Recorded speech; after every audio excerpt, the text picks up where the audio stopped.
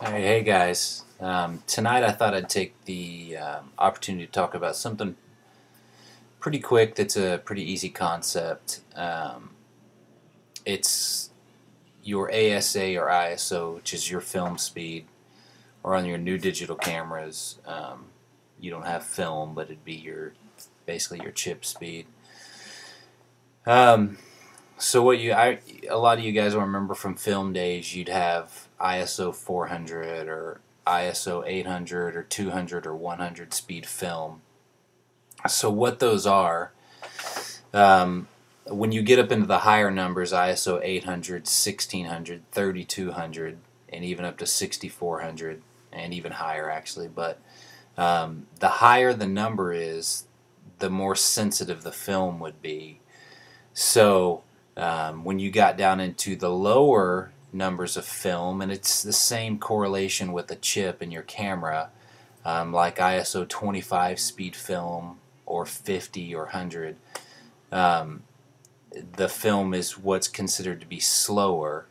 So on your high end of ISO 6400, whatever up there, it's called, your film speeds are faster. And on the lower end, 25, it's slower film speeds. So the correlation or the give and take with that is that at your higher ISOs or your chip sensitivity, you're going to get a lot more noise, or in the film days they called it grain.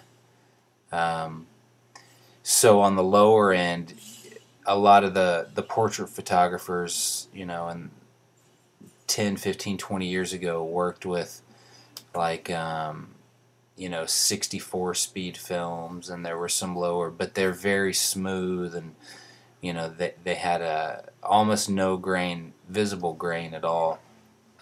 And then the sports shooters are going to want to shoot higher ISO films, 800 or 1600, because it's more sensitive to light, so they can use a faster shutter speed. And conversely, on the slower end, you would never want to use ISO 25 for sports. It would be horrible if you think, because what that works off of is like at f16, which is daylight outside. F16, your shutter speed would 25th of a second at ISO 25 speed film, which is horrible. So anyhow, but so ISO is your film speed of your camera, and it ranges. There were even some films made down into ISO 12, and you can go up to 6400 or 12,500, I believe, is the next one. But so not a difficult concept, but the relation is the slower the film speed, example 25, the less sensitive to light, but the smoother the quality of the image. And the same thing with digital and film.